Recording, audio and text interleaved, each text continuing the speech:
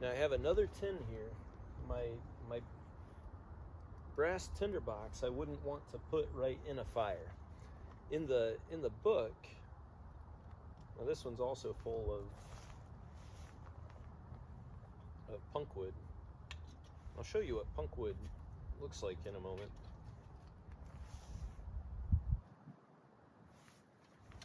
In the book, Sam is told that when he runs out of tinder, and I don't know what he's using for tinder. I don't know if it's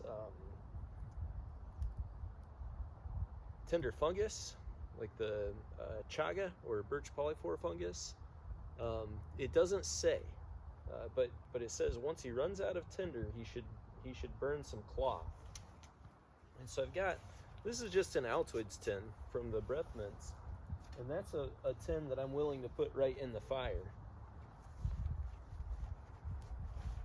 And I have this old towel that I have my wife's permission to burn up. The important thing with making char cloth is that your cloth be 100% cotton.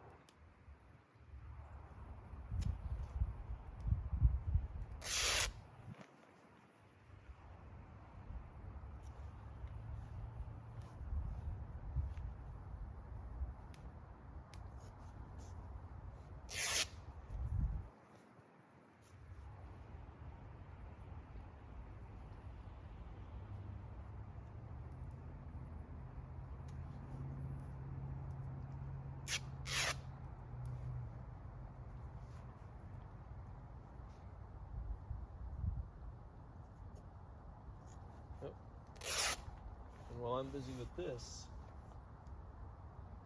I see that my fire is kind of struggling a little bit. I'm going to adjust my branches a little.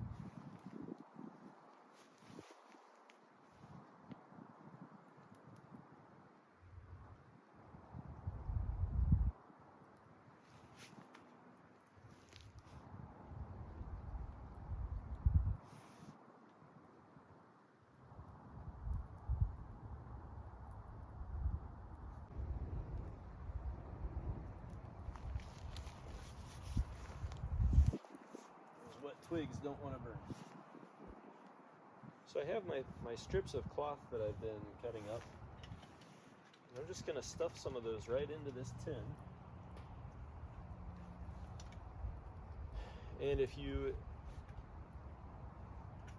have ever used charcoal, it's made in kind of the same way that char cloth is. And so what you're doing is you're heating up something, in this case the cloth, in the case of charcoal, wood, without any oxygen, or with very little oxygen. You're depriving it of oxygen. And what that does is it burns and it'll blacken, but it won't consume all of the cloth. And so that is what makes it, leaving that carbon is what makes it able to catch a spark from flint and steel. So I'm just going to put this tin right here on my fire, and we're going to let it cook for a while. And what I'll be watching for with this is there's going to be some smoke that's going to start, or some smoke or steam that starts coming out from under the lid. And when that stops, I'll know it's ready to take off the fire, and we'll be done.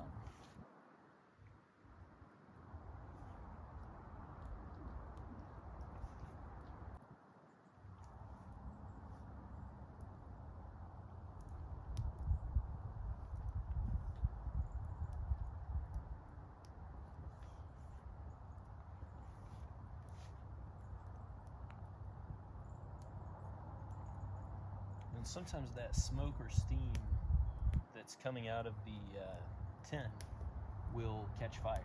It can be hard to tell because it's in a fire, but a lot of times it'll actually burn, and that's fine. It doesn't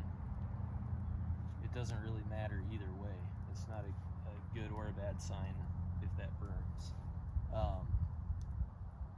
Some people poke a hole in the top of their tin as the way to be able to watch the steam, vapor, smoke, whatever it is, coming out more easily.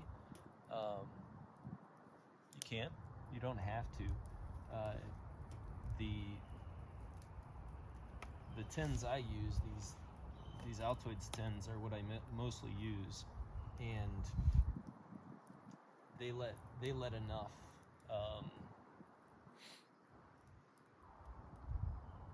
vapor escape. You don't really need the hole.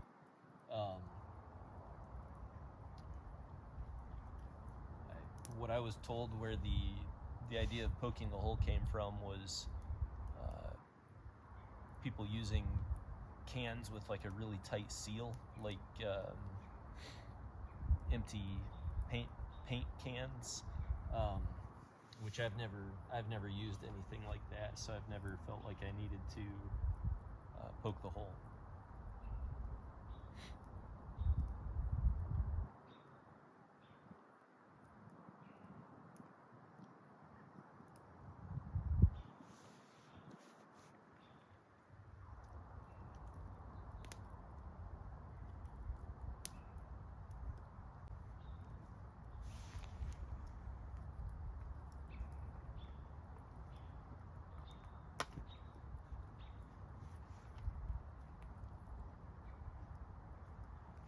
So you can see what I mean. There's flame coming right out the back where the hinges are.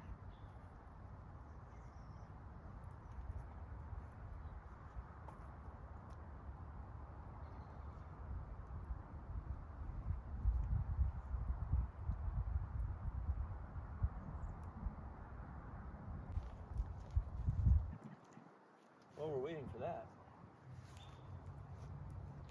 I'll show you what punkwood looks like. I grabbed a piece that wasn't that I hadn't put in my char tin yet. All it is, when we say punkwood or punky wood, it's just wood that has started to rot, kind of dry rot, and it gets real crumbly. It'll come apart real easily, and you can kind of like crush it up into dust real easily, and it works real well for charring. And so what I do, I don't even char it in the fire like the cloth. You can just light it and then close it in the tin in my tinder box, and once it's deprived of oxygen, it'll stop smoldering, and then you can catch sparks right on any part of it that's been blackened like that. And the cool thing about that is you can do what's called the perpetual char method, where every time I make a fire in my tinder box, I can just add a little bit more uncharred material in there and let that be started smoldering by what's already in there, and just keep adding new, and you don't have to make your char in batches, and you don't have to use cloth or something, because you can find punkwood. I mean, it's kind of everywhere in the woods. The only problem is on wet days like today, this stuff soaks up water. So you want to collect it, either collect it in advance, or if you're collecting more on a day like today, you could dry it on your fire and have some more that way.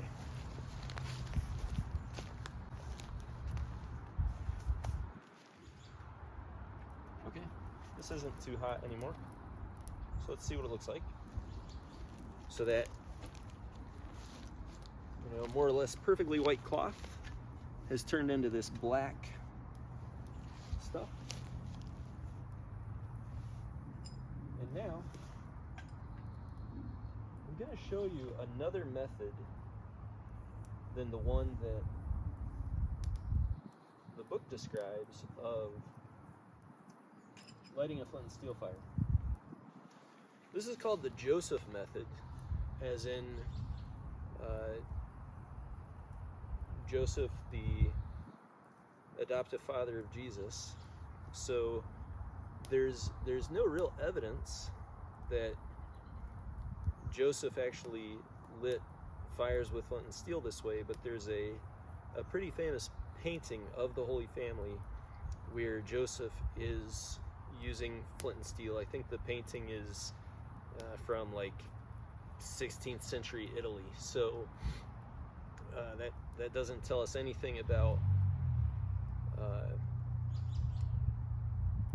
biblical times, but it does tell us what that painter might have been seeing. And so what you do is you take your char material and hold it right on top of your flint, and then you're going to actually strike the flint with the steel. And so what you're doing is the same thing. You're going to be shaving pieces off the steel, but what you're doing, you strike down and the sparks are going to go up. And so we have the char material on top of the flint and just kind of slightly overlapping so that you can catch a spark right on the edge.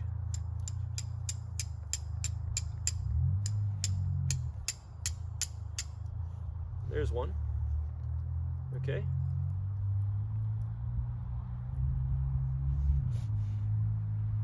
And so you can see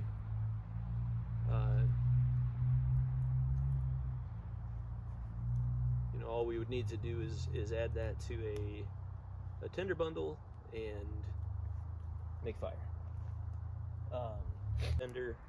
I think the Joseph method can be a little easier because the sparks don't have to travel very far, and if you're not getting some good strong sparks or a lot of sparks, you have a better chance. The tinder is right there. So that's mostly what I like to use when I use this method, but they're both good. They both can work. So feel free to drop me a comment, ask any questions, but that's the first skill that's described in this book, and I thought it was a good one to begin with. Now, one last thing for safety: when you make a fire anywhere, please don't leave it burning, even on a wet day like today. We don't want to take a risk of catching the woods on fire. So, you can put it out with water. You can, and it's a good idea to bury your fire.